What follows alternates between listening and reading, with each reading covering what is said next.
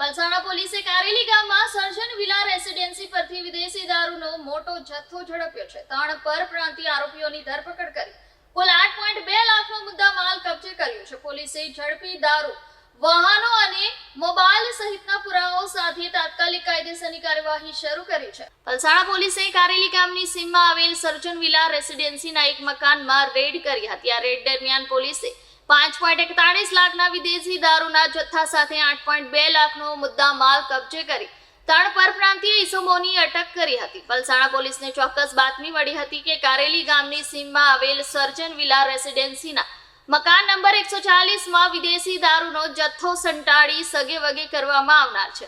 જે ચોક્કસ બાતમીના આધારે પોલીસે રેડ કરી હતી અને બાતમી મુજબના સ્થળેથી સુરતના શિવ સાંઈ સોસાયટી દશામાના મંદિરની બાજુમાં સ્ટેટ બેંકની પાછળ ડિંડોલી ઘર નંબર 25માં રહેતા અને મૂળ બિહારના હાલ 140 સર્જન વિલા રેસિડેન્સીમાં રહેતા સંજય હુકમચંદ સાવ, રાજકુમાર જમુના સાવ અને સત્યેન જન્ના સાવને અટકાયતમાં લીધા હતા. પોલીસે તપાસ દરમિયાન મકાનમાંથી વિદેશી દારૂની બોટલ નંગ 876 જેની કિંમત ₹5,41,200, દારૂનો જથ્થો સગે વગે કરવા માટે રાખેલો પિયાગો tempo number GJ05AU5136, auto rickshaw number GJ05BY6917 અને પકડાયેલા આરોપી પાસેથી મોબાઈલ ફોન નંગ 3 જેની કિંમત ₹11,000 મળી કુલ ₹8,02,200નો મુદ્દા માલ કબજે કરી પકડાયેલા ત્રણેય આરોપીઓ વિરુદ્ધ ગુનો દાખલ કરી વધુ કાયદેસરની કાર્યવાહી હાથ ધરી છે.